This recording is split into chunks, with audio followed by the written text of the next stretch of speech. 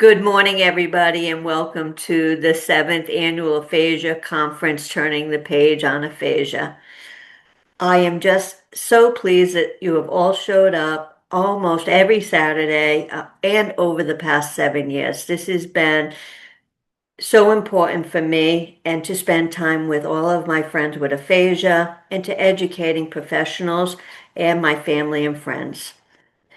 As we are wrapping up uh, the fourth Saturday of the month, we are going to wrap it up with some amazing presentations today.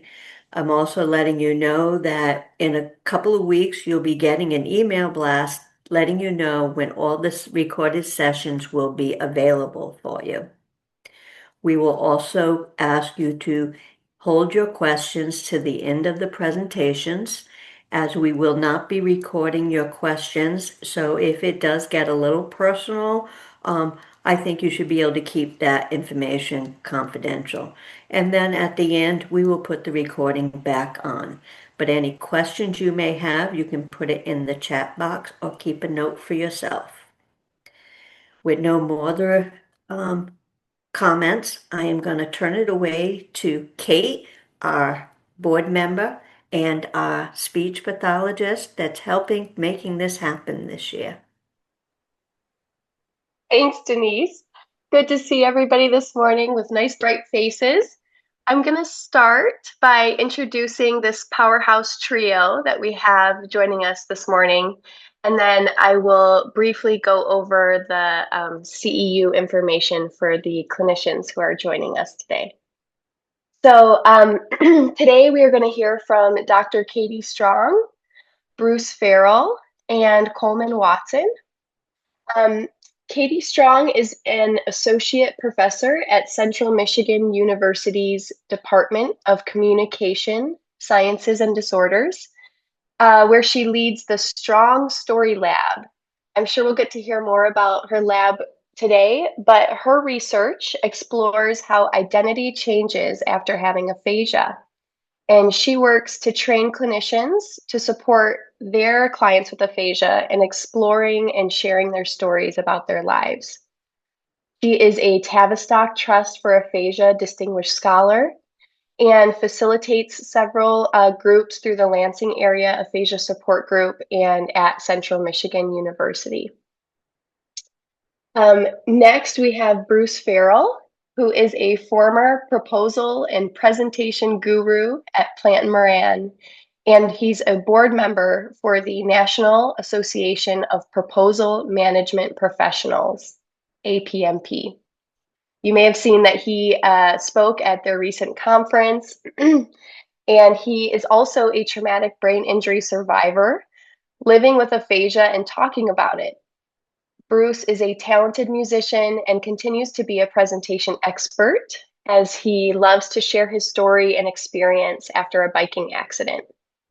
He continues to present for various settings, and now he hosts his very own podcast titled Aphasia Talk. Last and certainly not least, we have Coleman Watson joining us today. He is a licensed attorney and stroke survivor himself. While specializing in intellectual property, trademarks, and technology issues, Coleman also has broad experience defending civil rights of prisoners pro bono. During his recovery, he set a mission to meet others living with aphasia and to share about his personal experience, leading to his creation of his documentary, Pa. Since finishing his film, he has returned to work as an attorney, leading advocacy efforts for personal accommodations and communication rights as he works within the courtroom. So we have a really awesome trio that is going to lead us in discussion and share their presentation and their stories this morning. Before we get started, I just want to thank the three of you for joining us and taking time out of your day. And as Denise mentioned, if you have any questions or comments throughout the presentation, you're welcome to put them in the chat, and we will go back through and address them at the end during the Q&A. Or at the end of the presentation, you can raise your hand or flag us down, and we'll find you too. Okay, for any clinicians who are joining us, Mary Jo just put a link at the beginning of the session in the chat. And if you are a RISHA or MISHA member, you will need to click on that link and fill it out at the beginning and end of today's session. If you are not a RISHA or MISHA member, you will look for the PDF that I will put at the end of the Q&A today, and that is all that you will need for professional development hours. Awesome. Okay, without further ado, I'm going to turn it over to Katie, Bruce, and Coleman. All right, thank you, Kate. Let me see if I can get myself screen sharing here, and we're so honored to be here today. Thank you all for inviting us, and Bruce and Coleman and I are just really excited to share a bit about the importance of story, and we're really going to focus today on beyond story, how story can help you become an advocate for aphasia. So we're delighted to be here today, and we thought maybe we would just share a little bit with where we're headed. So the first thing we're going to do is I'm going to spend a little bit of time talking about how story can help us reconstruct who we are. So I'm really a firm believer of we are the stories that we tell, and so we'll talk a little bit about that. But we'll spend more time actually hearing stories. So Bruce is going to share his story, and he'll talk us through that. And then after Bruce shares his story, I'll give just a few remarks about his story and things that kind of catch my eye. And then we'll hear from Coleman about his story. And then after Coleman is finished, I'll share a little bit more information about how story can be used as a tool for advocacy, which is, I think, really important as we are here today on this final Saturday in June during Aphasia Awareness Month. So, and just a shout out to Denise and the Just Ask team for inviting us here today, but also creating this space over the last 7 years to really be able to celebrate aphasia awareness and create this community, and also be able to learn and grow together. So thank you very much. And as Kate talked earlier, we will have plenty of time for questions and discussion, but we won't be answering them during the talks. We'll wait until the end of the presentations. So let's get started. So one of the things I think that's really important for us to be thinking about today is, so, what's the big deal about story, right? Why is story important in meaning making and healing? And so, thinking about story, as humans, we are storytellers. That is part of our DNA, right? Regardless of who we are, we share stories. And stories can be a vehicle for making meaning out of something like having a stroke or being in a bike accident and having a brain injury. Make meaning from all of the chaos that's happening. Stories also can contribute to a healthier identity. Believe it or not, the stories that we tell ourselves influence how we feel about ourselves and can influence whether or not we perceive our lives as having a high quality. So that's pretty important. And the other thing that stories do are they bring us together. They cultivate relationships. When we get together, the first thing we want to do is say, you know what? You never believe what happened. Or, gosh, listen to this today, right? So stories are how we connect with our friends and our family. And importantly today, stories provide us an opportunity to connect our past, who we were, our present, who we are, and our future, our hopes and dreams of who we will be. Now, the thing of it is stories, especially for us speech language pathologists that are on the call today, I want us to be thinking that stories are really more than just targeting language or words, right? So it's important. We're all here. We want to be able to communicate and talk, but stories have more power than just being able to say certain words or pronounce something or say a longer sentence. They actually have been shown to address depression and improve mental health in people who have aphasia. So this is powerful news, right? That if we're partnering with our clients who have aphasia and we're working on helping them share stories about themselves, that we may also be contributing beyond their communication skills to how they feel about themselves and how their quality of life is being perceived by them. So stories provide a space for reflection, which I think is important. Again, talking to those clinicians on the call, a lot of people that we've worked with in our story lab haven't really ever had time in a therapy interaction to think about what happened and connect what happened and who they were and where they are right now and where they want to be in the future. So that opportunity for reflection is really important. We talked also about making meaning, why did this happen to me and how I can maybe move forward with things. And stories also provide us an opportunity to maybe view things differently. We might be thinking about something that happened in one way, but after sharing a story or talking with someone about the story, they may give us a different view, which can be a powerful tool in moving forward. And also, stories can provide a space for connection, right? Which is what we're actually hoping for here today. So a couple of other things that I want us to think about is that story, as we're working on this idea for kind of reconstructing who we are with aphasia, they also provide a foundation for advocacy.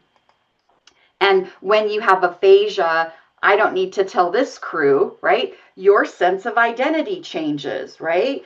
Who you were before whatever happened to you to cause your aphasia has changed how you view yourself. And sometimes that can be a struggle. So working on story work can also help us rebuild who we are, thinking about connecting our past, our present, and our future, making sense about what happened to you, creating a healthier sense of who I am today, and also building stronger relationships. And this rebuilding is all a part of our rehabilitation. So, story can be a path to advocacy. Maybe not for everyone, but I was telling someone the other day, it didn't dawn on me. It should have, but it didn't. When I started this story work almost 10 years ago, I didn't realize that I was kind of creating an army of advocates that were going out and then wanting to share their story and make a change in the world where they were living. And so I want to think about that, you can't just go out and start telling people about aphasia until you've explored your own journey with it, right? So this idea to be able to help others, we have to really reclaim our own story. And Bruce and Coleman are going to share their stories with us today. And that process is thinking about, when you have aphasia and you have a change in your language, that identity needs rebuilding, and that personal storytelling can become a tool for rebuilding who you are as a person. And reclaiming your own narrative identity prepares you for going out and sharing about this with the world. And so your story can become your foundation for helping others. And that's a pretty big deal. That's a pretty big deal. So I'm going to hand it over to Bruce, who's going to share a bit about his story. And I'm going to stop sharing, and he's going to pull up his slides. And Bruce is going to take it from here. Okay, can you see my screen? We can. Okay, well, I'm Bruce Farrell, and this is my story. See if I can get this. Okay. Oops. Just a second. Just a second. No worries. Take your time. Bruce and Coleman and I have enjoyed talking and getting together and preparing for this this day today, and we're just really excited for you to hear these stories. So, Exactly. yeah. You ready to roll? I am. Okay. So this is going to be in 3 phases. We're going to be before the accident, how I got there, and afterwards. I have aphasia. It really sucks. It really does suck. It's a long, long road, but I'm getting much better. But that's not who I was. I'm Bruce Farrell, and here's my sisters, Kenda and Missy. And I from Hazel Park. I was a blonde. My mom called me a blonde before she died, even when I got black hair. This is me at 55. I was in Ferndale. This is me playing to my muse on our new album. And this is the day I had my accident. This is my wife, Jeannie. I met her in a dorm. She lived next door to me, so I married the girl next door. This is her now. We've been married for over 35 years. And she's an enroller at Guardian part-time. She's also a nurse part-time. This is my son. He's Matthew. This is him at about 5 months. I was at University of Michigan here. And he moved up to Marquette in the UP. He graduated from Northern Michigan, and he just stayed up there. And this is him now. Is there a resemblance here? I don't know. This is his wife, Melanie. They got married the year before, and I've learned that I'll be a grandpa. Yay!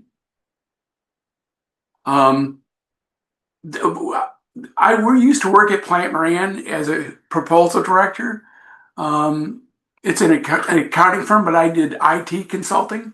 I did the geek stuff. It was fun. I had an office in Chicago and Denver, really prime spots. And I also had an office in Mumbai. I had an office there. Really blow me away with some really spot.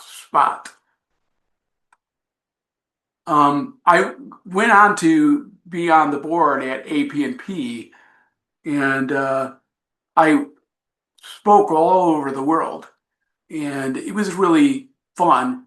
And I did the meeting, and I was the #1 speaker for 3 years in a row. It was really fun. And I also am a guitar man, and I did many things.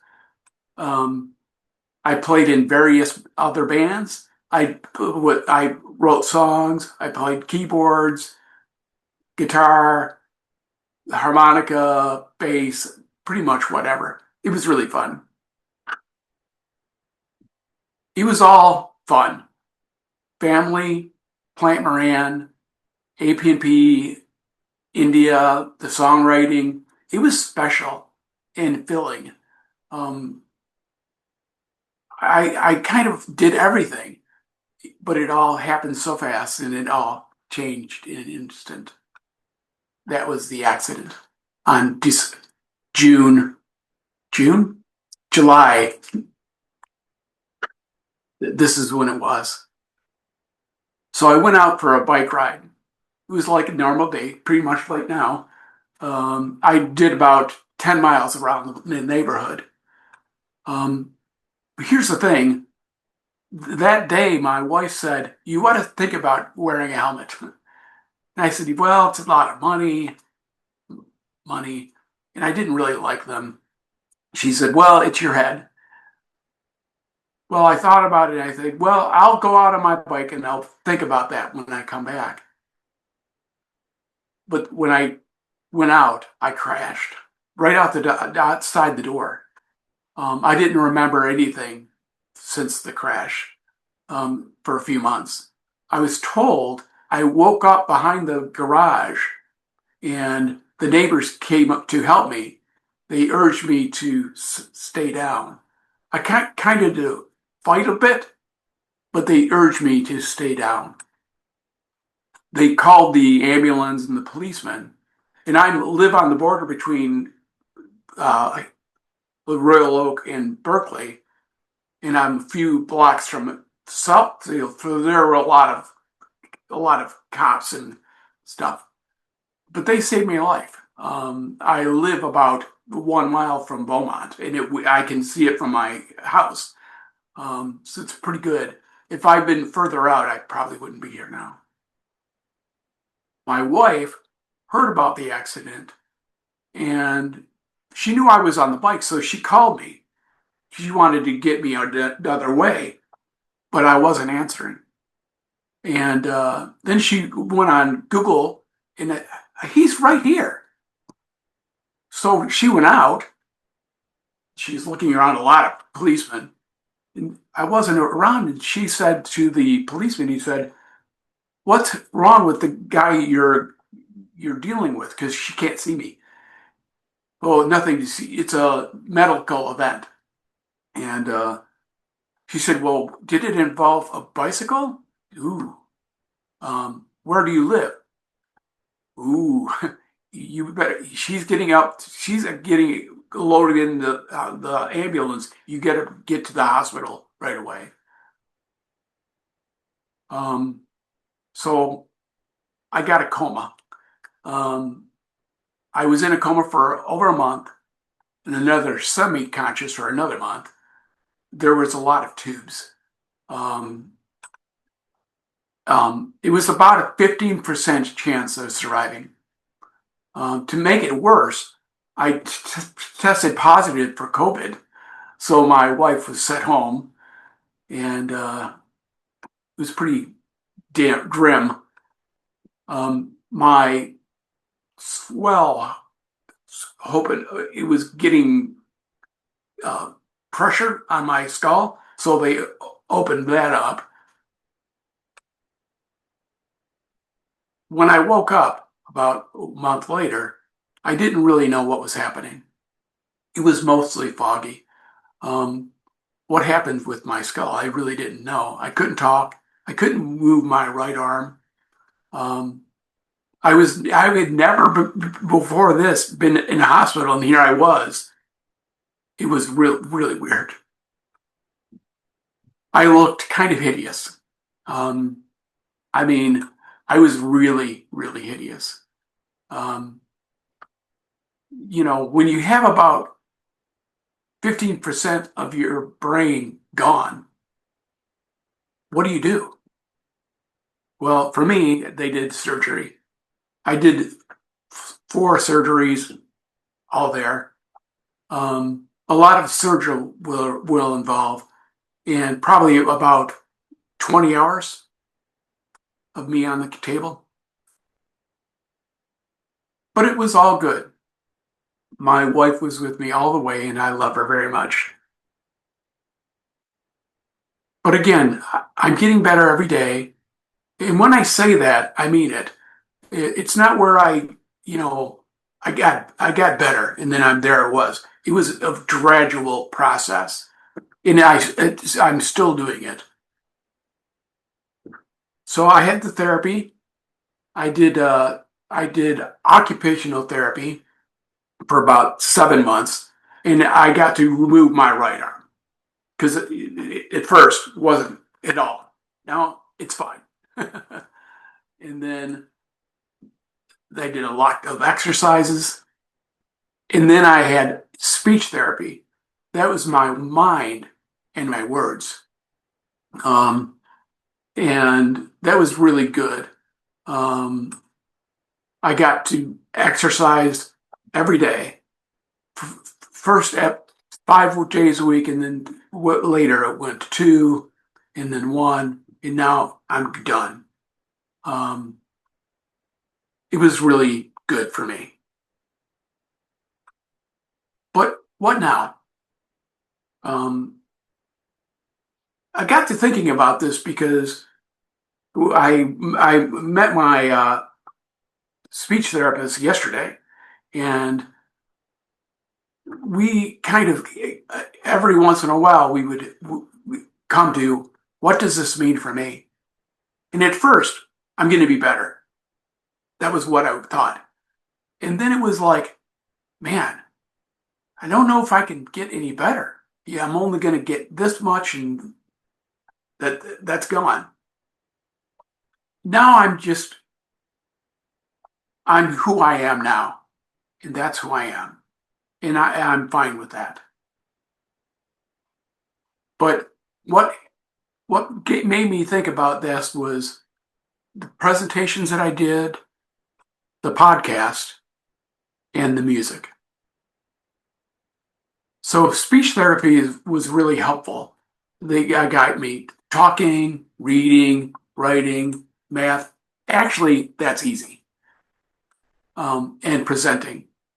And presenting, I thought, well, what she knows I'm doing presentations, but she didn't know if I could do it. So she said, "What about you do 2 minutes?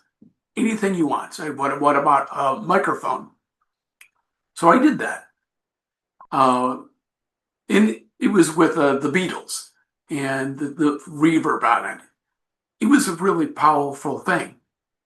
When I got done, I said, how did I do?" She said, "I can't believe you just did that. It was perfectly." So she said, "What if we do PowerPoint?" So I did a PowerPoint tips to the nurses at Beaumont, and they loved it. So presenting was something I did. It's something that I do. I present, and AP&P was really learning from me. So I got to thinking about Rick Harris, who's the president, and he said, "What if I fly you out to Orlando, and you could be the first? Nobody will know you're there. You're going to come out, and you'll be the first one that we will see." It's like, yeah, I'll do that. So I did that, and it was really special. Um, I got to I It was a surprise for 1,200 people. Rick gave me a Q&A, and it was really great. My wife got to talk too. It was exceptional. It was just, I just don't know what to say. So the next year, I thought, what if I go out for 20 minutes, and I will go out and I will see if I can get Mike Parkinson. He's kind of like me. He's a real good go-getter. And he said yes. So we decided to do a mentorship as a topic. And it was great. It was really great. And after that, the people said, well, Mike said to AP&P, what if we get just a small group with us to get some PowerPoint tips? And they said, yeah, we'll get you a room. And they did. And I would figure there would be 10 people there. There were 100 people there. It was like, wow, it was really great. This year, I did myself. I did my story, and it was pretty magical. Leading up to this, I got to presenting my story with Katie Strong, who's here, and it was really special. We did this at the Brain Injury Association in Michigan, in Lansing. It's pretty good. And we did the same thing at CMU. And here we are in Rhode Island. So, we can do this every so often. And now I'm doing a podcast. My name is Aphasia Talks, and Katie Strong was my first guest. And it was really special. And yesterday, I had my first speech therapist, Junie Mendelson, and it was really good. You'll see it soon. Guitar is another topic because I didn't play my guitar for over a year, and I have a lot of tubes down my throat, and they don't really tell about what's it going to be when it comes out. Scar tissues. That's what happens. So I didn't really do it at all. I couldn't strum. My wife brought me a guitar in the hospital, couldn't talk, and I couldn't do it. And I did that for about a year. Every week I'd pick up the guitar and I didn't do it. I thought, man, I'm not going to be a guitar player anymore. And then I had my surgery on my skull, and they put in a titanium plate, and I picked up the guitar, and it was like, it wasn't like magic because I didn't happen that way, but it came very quickly. I became strumming and playing guitar, and now that it's about 5 years later, I'm better at guitar than I was before. I don't know why. It's really good. So I gig a lot. And when I say I gig a lot, I dig. These are all the people who I was played before my accident. They've all been seen the stage with me since then, which is really gratifying to me. So who really knows, right? I don't think I'll be working, but who knows? I still have aphasia, and it does kind of suck. It really does. It's a long, long journey, but each day is a new day. Thank you.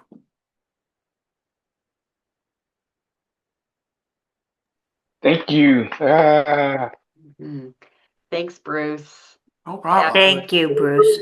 I learn more about you every time. You're so Really? impressive. Yes, thank you. I agree. And Denise's comment is really kind of part of what I was talking about earlier is as you're telling and retelling your story, it changes because it's this live thing that, how you're perceiving who you are and the words you're choosing, even with aphasia, make a really big impact on how you view yourself. So thank you so much, Bruce, for sharing. I love the updates and episode 3 of your podcast will drop soon. So that's very exciting. A couple of things that I was just thinking about as you were talking. I love this message about your, this idea of getting better every day and being okay with whatever that means. But that, there isn't this stop or this, I'm done getting better where, as humans, we need to continue to grow and to change and to get better every day. So I love this. And I also just think one of the things that comes out to me is just how integrated the who you are from what happened before, who you were before your accident to who you are now, particularly striking with your just innate ability to be a public speaker, Yeah. right? This number one prior to and doing that again afterwards, and also the music. So I think that it's just really a beautiful thing, and I'm so glad that we were able to hear this today. So we're going to transition over to Coleman, and I'm going to screen share, and I'm going to let him take it from here. So, and Coleman, just let me know when you want me to advance the slides. So, Okay. all right. Does everybody see Coleman? Okay, fantastic. Okay, all right. All right. Thank you, everyone, for your time today. I know it's very early for wherever you are. But anyway, thank you for giving some time with me too. So when I got the I guess the email or invitation to speak today, um, the first thing I thought about this was that how many roles that we have in our life. And so when I started my slide for today, I started thinking about the first role that I remember myself, and that was me as a baby. And I love that shoe that you see because I had it for many years, and I guess it made me very happy because I've been in a lot of other pictures over my life until I get older. But now on the right side, it's me now, and I have learned obviously a lot more things, and I want to share with you some things that have been really helpful for me for my story, because I did not realize um, since my stroke that we are just are we in a story from other people, or are we in our own story? And that's the thing I want to talk about today. So you can go next. Take it, Kata. So my story. So first, I am from a very small Georgia town, and I had the stop time there because there's only one, and my town is about 500 people. So when you want to find people, you basically say, "Oh, did you go to on the left for the stop sign or the right?" And you can know where the directions are. There was no like a traffic light. There was a one stop sign, and that's it. So that's where some more. That's from my, I guess my life started. A very small high school, and then I went to Georgia Tech, which is actually about almost 2 hours from my hometown. And I was a engineer for about well, 5 years before I get to graduated. And then went to well, actually, there's a little wrinkle here. After college, I became an engineer for about 5 years, and then decided to go to law school and move to New York. So I went from a town of 500 people to 10 million here trying to you know, see my story. But the very, sorry, the really ironic thing for me from high school and college is like when you're starting your high school, it feels so very hard to do it for that 4 years. But the moment you get graduated, you feel, you know what? It was not as bad you thought. And for me, when I went to college for almost 5 years, all the college courses, and the moment when I got graduated, again, I felt, you know what? It was actually not as bad as I thought. And so I want to stress that a little later in my illustration here. Okay, you can next, please. After law, yeah, after law school, um, my story and my, I guess my book really, where I felt I always needed to fill a role. So after law school, law school, um, most people feel that you have to get a job in a big law firm.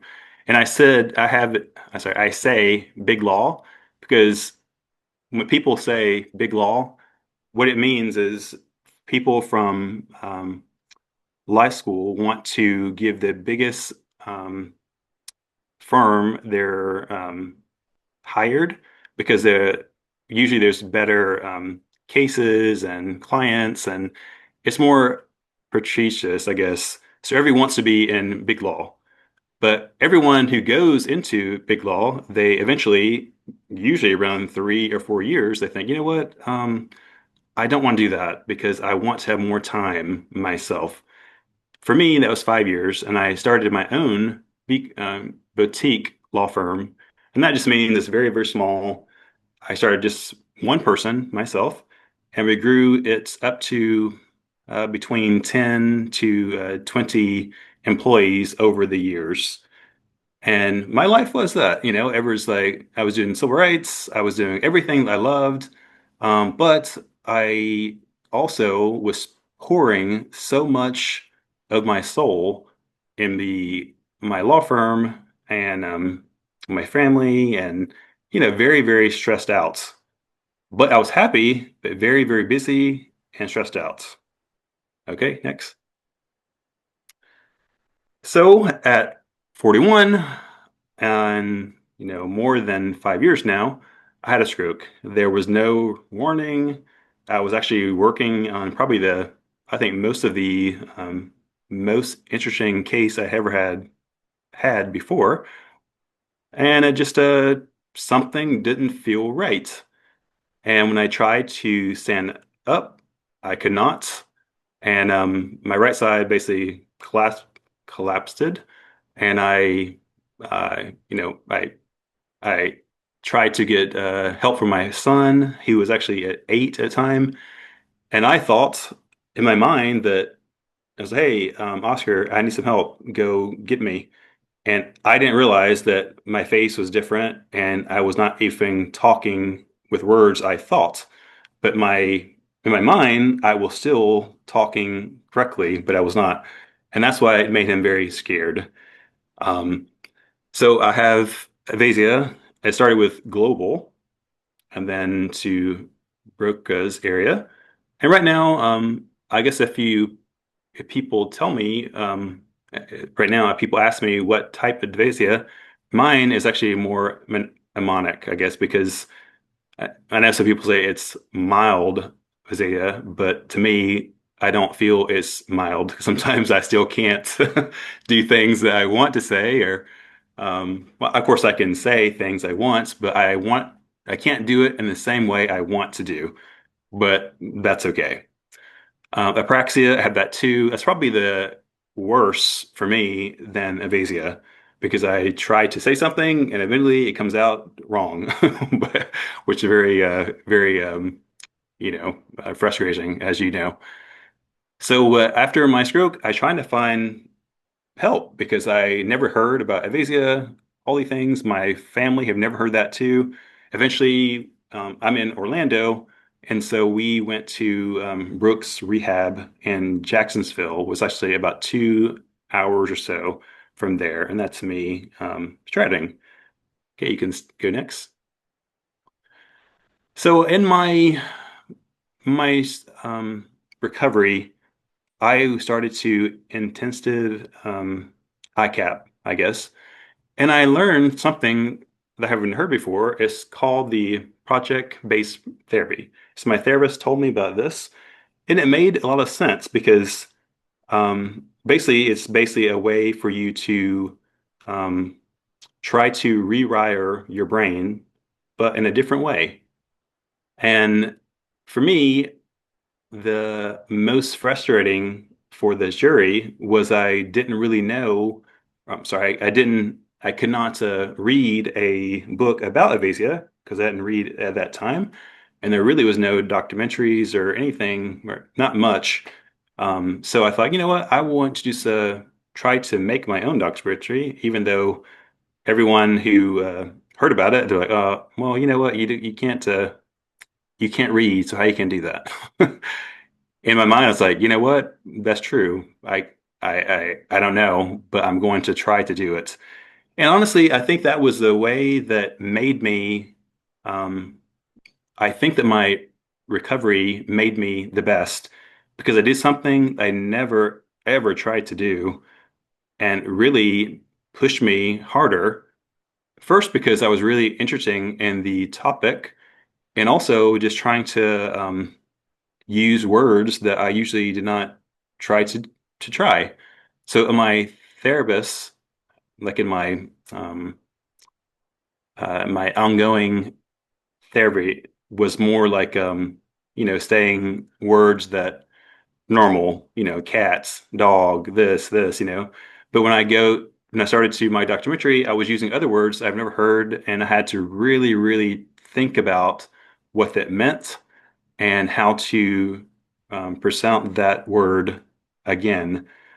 And so I put this um, picture here because of my score. I'm sorry, recovery. Like for everyone here, they're not. It's not really limber.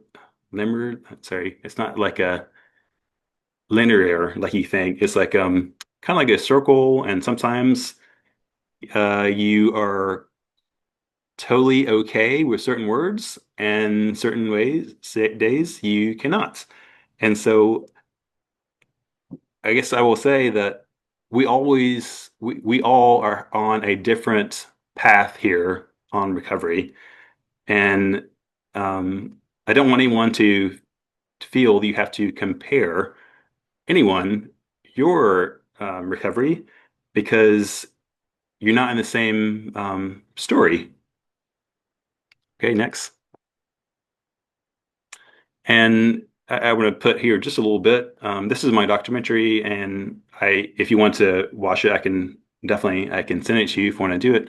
I don't want to spend all my time on the documentary here on this though, because I really want to talk about um, changing the page from Aphasia.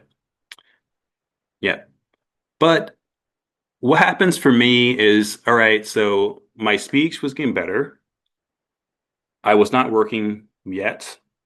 And I felt that I was all right. I'm not really in like a emergency mood, and most of the trauma from my stroke and the changes in my life are basically complete. And I got the documentary was done, and then in my mind I was like, all right, so what next? For me, grief was the next one. Because you're like, all right, I'm okay. I'm not dying, but now everything is totally different because I want to go back to where I was. And so I think grief is probably the worst part of my story because again, you want to compare people. And when you see people that die from a funeral, it's very complete. So, all right, here's a coffin. People go to the cemetery, they talk about this person, they went to someone's house, they ate, representing about their life, and then Monday or the next day, you go back to work. And then basically the funeral is over. And I think mentally people think, all right, grief is over. But if you are still alive and not dead, so how long are you supposed to grieve? And the answer is that's up to you. I think people can't force themselves to stop grief. I think it has just to go, for whatever way that you need. But I want to say here on this side is that grief is an emotional experience. um, and constipating sadness, but also potential anger, sorry, shock, numbness, deblis, and also guilt. And everything, when I saw that, it was like, you know what, it's 1% me and how I felt right at that time. I was sad. I was angry. Why did that happen to me?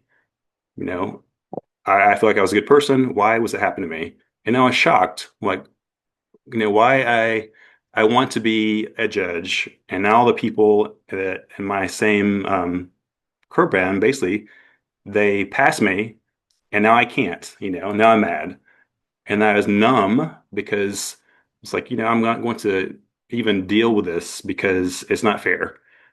That was my disbelief, and then eventually it did felt guilt. 'Cause, all right, did I do that myself? Because was I working too much and I should just, focus myself?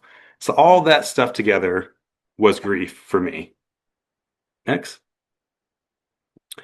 But eventually you have to go to a level when your grief is enough where you can move on. So you can think, all right, yeah, it was a really bad experience, but what happened? I mean, what did I learn from this?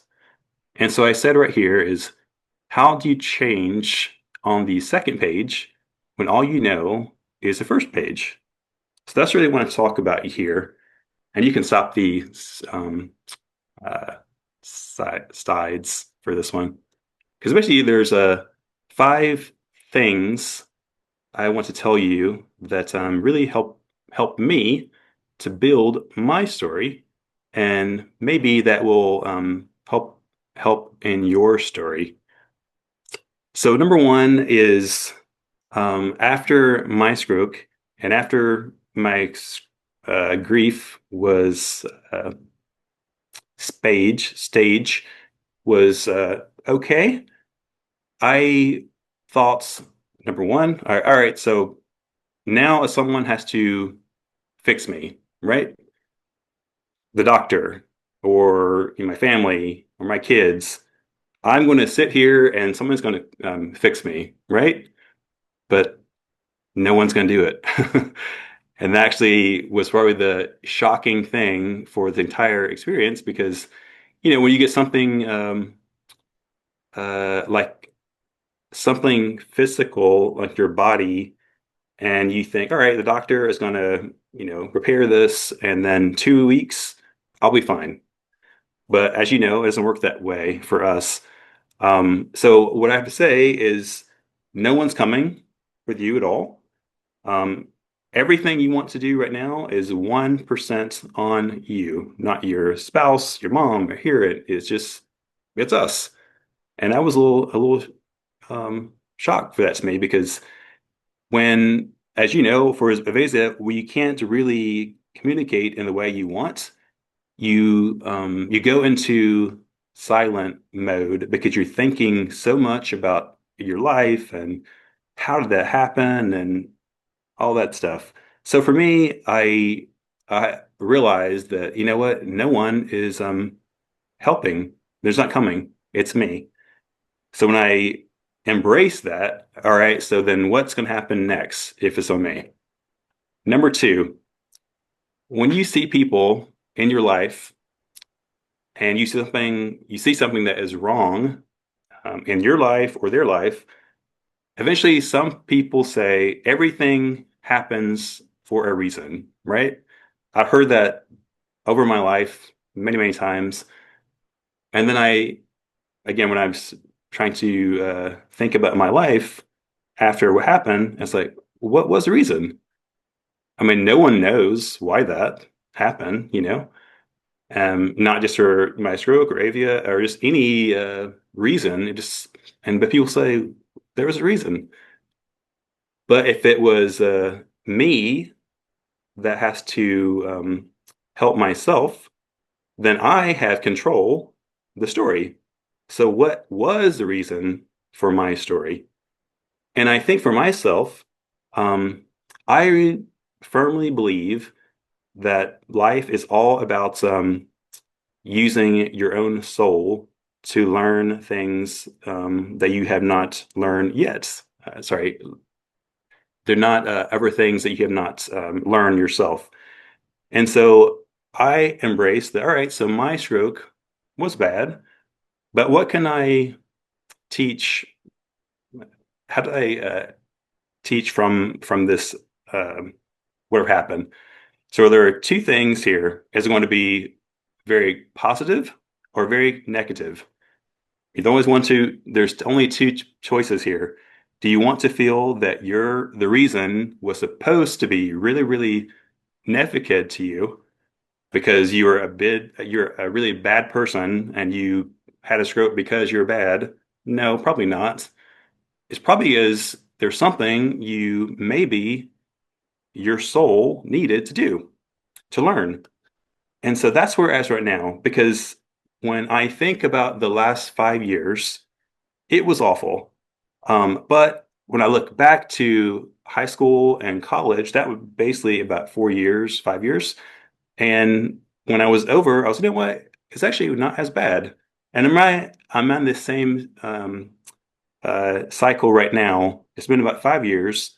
It was awful, but you know what? It actually was not bad because now I have a totally, totally different um, spin on life that I would never thought about that. And that goes to step three for this one, trying to rewire your brain. So if you guys have a car, a Ford, you maybe know this quote from Henry Ford, and he says, "Whether you think you can or not, you're right." And that means is if you're going to think in your brain that you're never going to be better from aphasia, then you're right. It's never going to work. If you think it could be better, it will. Because it's all about how you want to rewire your thinking, your thinking of thoughts on your brain. So it's basically like a chalk or not trochal shock when you have aphasia, as you know. So you can see it, I want it, but you just can't do it, right? But I tried to embrace only positive thoughts in my head. Basically, it's easy to say, "Oh, I can't read that," or "I can't say that because of aphasia." And it's funny when I went out with the world trying to communicate with people. Many times I used to say, um, I will say something like this: "I'm sorry, I have aphasia. I'm trying this X, right?" And eventually I say, "Why am I saying sorry? I didn't do anything wrong, you know?" But every time you say sorry, I'm sorry, I'm sorry, mentally you feel that you did something wrong. So I want to stress today is if you have aphasia and you have really hard thinking to say anything, don't tell yourself sorry because you didn't do anything wrong. I think it's very upbuckling when you can when you stop saying sorry and not apologizing yourself, things go a different way. Which goes to step four.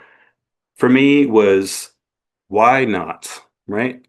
So when I tried to find back to my field as attorney, started, I was like, you know what? I wanted to go back to cases, but I can't do it because I can't go as fast as I want, or I can't use the same words, or in uh, legal cases, to cite a case, you need to use numbers. And actually, the worst thing for me right now, if you give me three numbers right now, in 2 seconds, I will remember it because I can't do it. So when I try to cite a case for a judge with numbers, I can't do it. Right? And so mentally I thought, all right, I'm going to retire because I can't do it.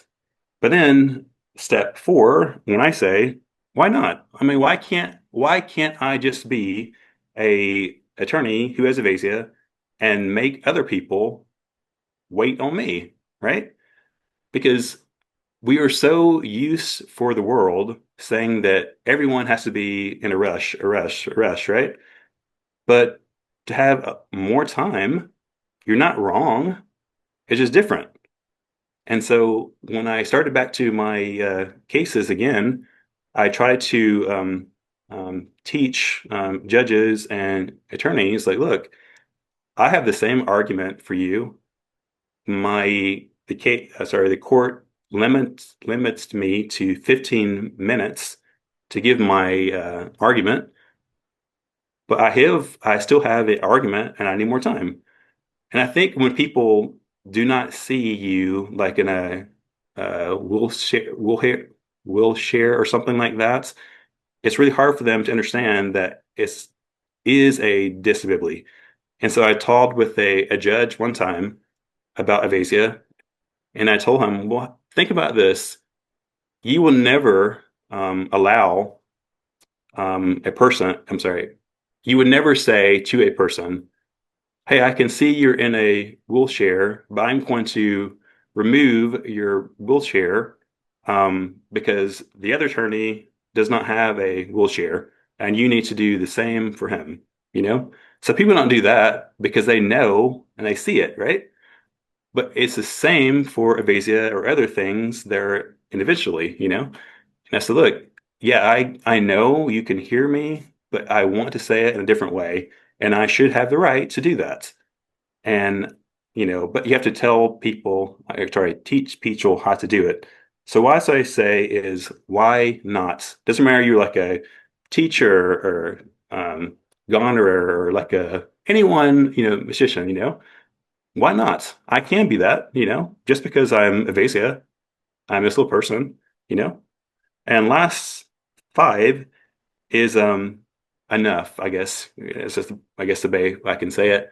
Because I felt a long time that I was not enough because of X, because again, all the people in my life has surpassed the things that steps that they would do to be a judge or whatever.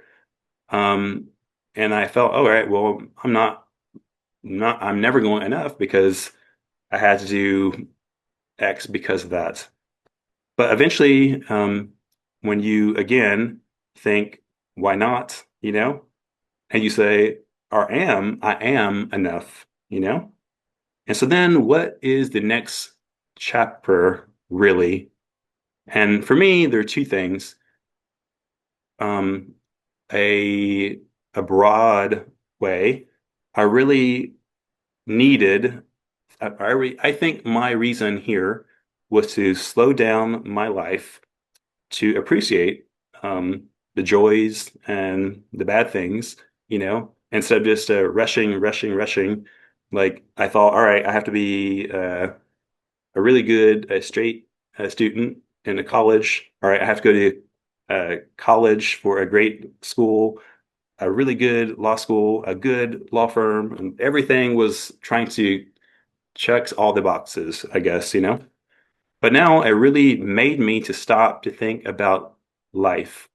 And I wanted now to help other people to overcome their story too. And so, I guess, a global way, that was I am right now. Right now, I have only three cases. I used to be like 70 at once before, too much. Right now, I only do things that are only really in my heart. And now I really want to, the next chapter for me is I really want to um, form my own wellness um, convention. It's basically like to help people who had a stroke or aphasia, and now their trauma is over, and they're trying to process their grief. Thing we're talking today, So basically, I wanted to have like a retreat for, as long as you need. Like it could be 1 week, 1 month, whatever. To focus on your health, your mind, and just to restart your life. Because I kind of feel that after Aphasia, it's very easy to be stuck because you want to come back or back, you're back. So there has to be a reason, not a reason, there has to be a time where you think, do I want my old life still, or do I want to go in my new life? It's like if you have kids, you can see your kid has been growing, growing, growing, growing. Have you ever seen your kid went here, come back, come back, come back? It doesn't happen, right? That just like is life is. When something happens, go forward. There's no coming back. I mean, there's reason for you to happen. I know why you're happen for you. We have to make your own story about why was that reason, and that's want to uh, that's what I want to stress for you today. So thank you for your time.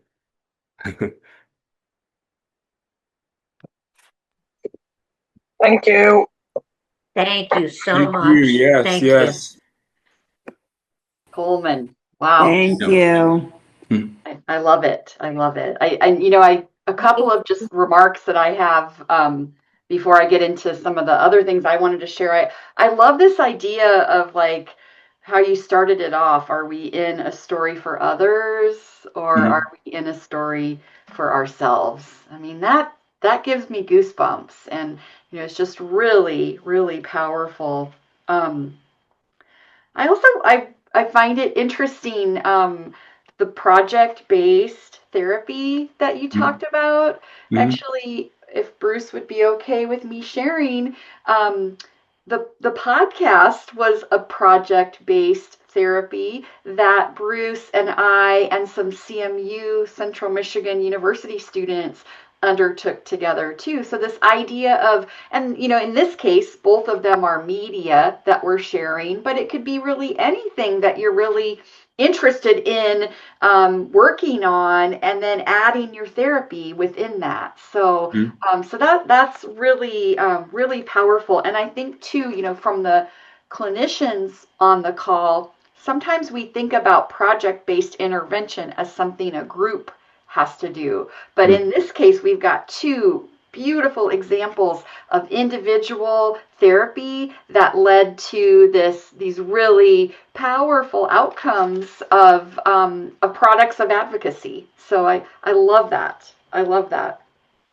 Just a couple of other thoughts before I move forward. As you were talking about grief, it made me, and this idea of this kind of loss, but not sure what you've lost, and this kind of idea. There's this psychologist. I think she's a psychologist at the University of Minnesota. Her name is Pauline Boss, and I can put her link in the chat a little bit later. But she talks about this idea of ambiguous loss. And it seems like that's what you were describing, this Mhm. idea of like, it's not the same. It's not the same as like the great example you gave of someone passing away, and you go to the funeral and there's this finale, and you still might feel grief, but there's this kind of wrapping it up, or it's tangible. And sometimes the loss that is accompanied by stroke or accident or whatever, and aphasia is not tangible all the time. And I think that's, I so appreciate you sharing that. And I love your ideas I'm just excited to see where you head with this retreat idea. So I love it. I love it. And the last thing that really struck me about what you were saying too is, you know, um, both you and Bruce are talking pretty darn well, right? And you might be conceived as mild from a clinical standpoint, but this idea that severity rating from a clinical standpoint doesn't equate to how much of an impact it is on the person who has it, and so I really appreciate you bringing that up. I think we're here in a room full of probably there's a huge range of types and severity of aphasia in this space we're in together, and not everybody's impacts everybody the same, who has severe versus moderate versus mild. And I think that's such an important topic. So thank you very, very much. And I know people will bring up the advocacy efforts here in a moment. So thank you so much for both you and Bruce being so open with sharing yourselves. I have a few concluding comments about advocacy and aphasia, and then we'll open it up for the Q&A. So, I think we've just witnessed two powerful stories where, stories can help us understand each other. And when we tell stories, we share what's happened to us, but also we share what's happened to our community. And through stories, we can have people learn about our lives, and even the advocacy piece you were talking about, Coleman, with talking to the judge and sharing a little bit about, how your aphasia influences your job, but that you need that law community to be able to support you in being successful in your career and advocating for those clients that you're working for. So stories can change things, right? We can fight. Stories can help us fight for what we feel is right. They can make life better for others, and they can create change in the world. And when people hear our stories, they care more and they want to help. And this is how stories can make the world better. Stories can do two things. They can help you, the storyteller. So we heard two stories today from Bruce and Coleman. And when you tell your story, you can feel better. Sometimes it's emotional, right? And it's not like it's just, there can be tears and anger with story, but letting it out, processing it can help you feel better and help you understand yourself. I think Bruce and Coleman's stories today really showcased this idea. And they can also help you move forward and heal from hard times. So stories can help you, the storyteller, and they can also help others, right? So stories help others by teaching people new things, changing how people think, and helping to make new rules and laws. So, your story matters, and it can change the world. When you tell your story, you can become strong by finding your voice, helping yourself, helping other people. And one of the things that I don't want to get all researchy in here today, but there is some literature that supports this idea, right? And this idea of having meaningful participation, right? And what do we mean by that? And what that is, I think we heard it in Bruce's and Coleman's story, is this idea of, as people, we want to give something. Right? We have meaningful participation. We want to be someone. We want to contribute to society. And those types of meaningful participation result in having positive view and identity of yourself, right? So this is how we grow. And that it's more than just taking part, right? That it's really being actively involved that helps us feel like we're a part of, and that we are, really engaged in things. So what is meaningful participation? Well, it's really up to you, but it could be sharing your story with family or friends, or giving a guest lecture on campus, writing a blog or a book or a letter, or presenting at a conference, It might be podcasting, like Bruce has talked about, or being interviewed, whatever. It's whatever is meaningful to you is really what we're trying to showcase here. So, some of you might be thinking like, well, how would I get started in this sort of storytelling advocacy? I also feel like we have a room full of people who are doing this beautifully also. So there's a great mix in the space. But one thing to think about is storytelling isn't for everybody, nor is it always the right time to be telling your story. So you need to be thinking about, like, are you in a good space to be able to explore these sorts of things and to be able to share with others? Because you want to be able to explore and share a bit about your life. And it depends on where you're at in that space to be able to thinking about do that, but also thinking about, like, who is it that I might want to share my story with, because the audience matters, and how you tell a story is really shaped by who you're telling it to and how they react.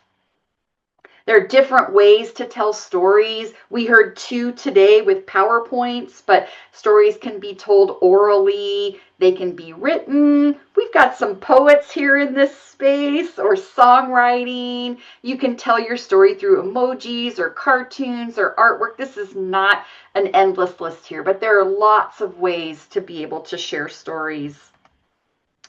How do you get started? In the case of Bruce and Coleman today, we really talked about a way of showing, like, who I was before my brain injury or my stroke and aphasia, what happened, who I am today, and then this idea of envisioning the future. And within both Bruce and Coleman's story, they had a kind of an advocacy tagline too of what they were wanting you to be able to walk away with. A few tips: be kind to yourself, have patience. These 2 storytellers have told their stories a number of times, and they've polished and tweaked them up today. It takes a while to be able to get to that point. Talk to people about what happened to you and make the space. This takes some space to be thinking about how to make the edits, or what you might like to share, who you might like to share it with.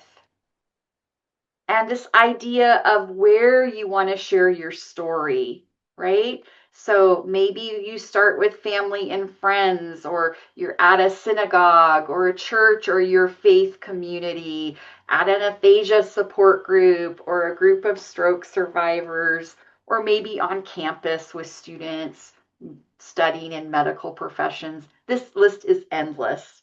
But one thing we want to make sure of is that when you're telling your story, that you have a reason to celebrate too, right? This is hard work that really is, after you share it, you should make sure that you're celebrating and recognize, oh, I did this different this time, or my thinking might have changed this way and that way versus the last time that I told it.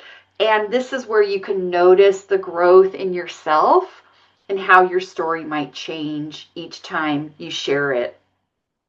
We'd like to just share a couple of ideas before we wrap up and open it up for questions, but stories can have a ripple effect, and we're hoping today's stories certainly have that case, right?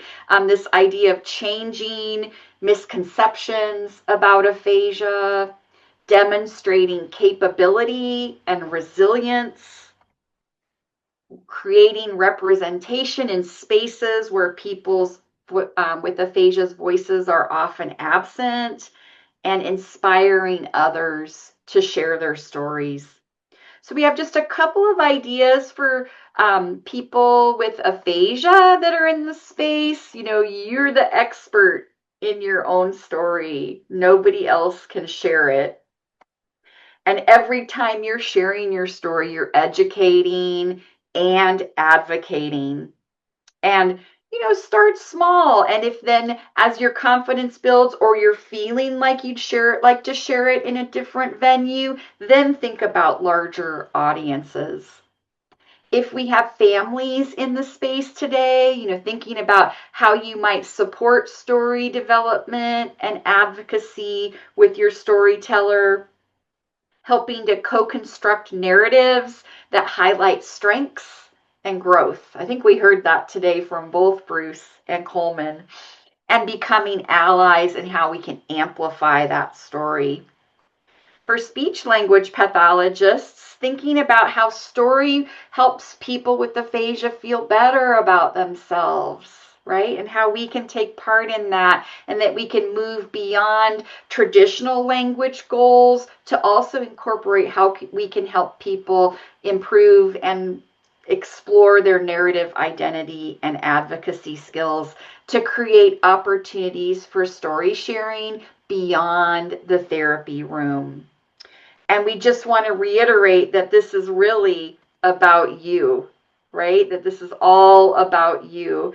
And at this point, I think we're ready for questions and comments. And a big thank you from Coleman, Bruce, and I for this opportunity today.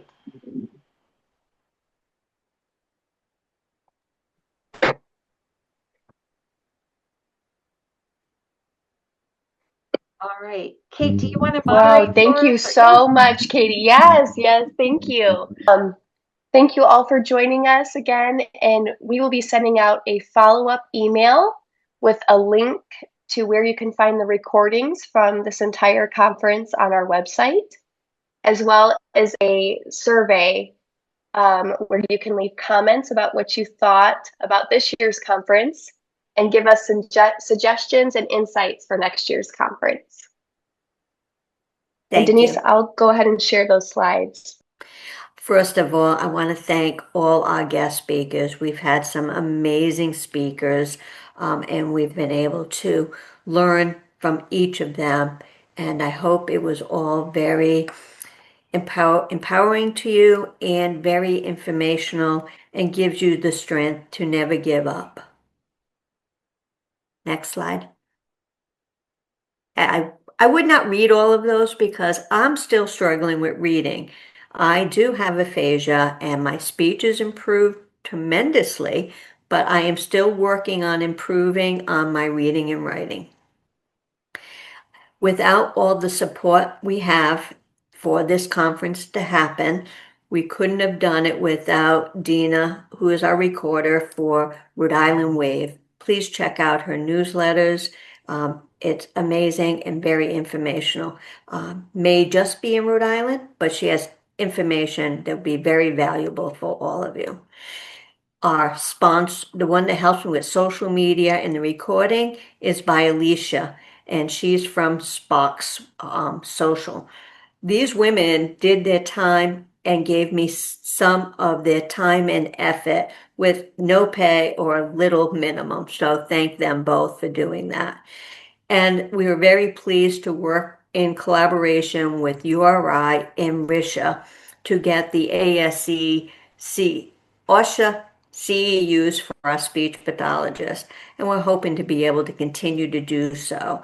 As I say, that it's not just us with aphasia, it's our family, friends, and our speech pathologists to get the best information possible. Next.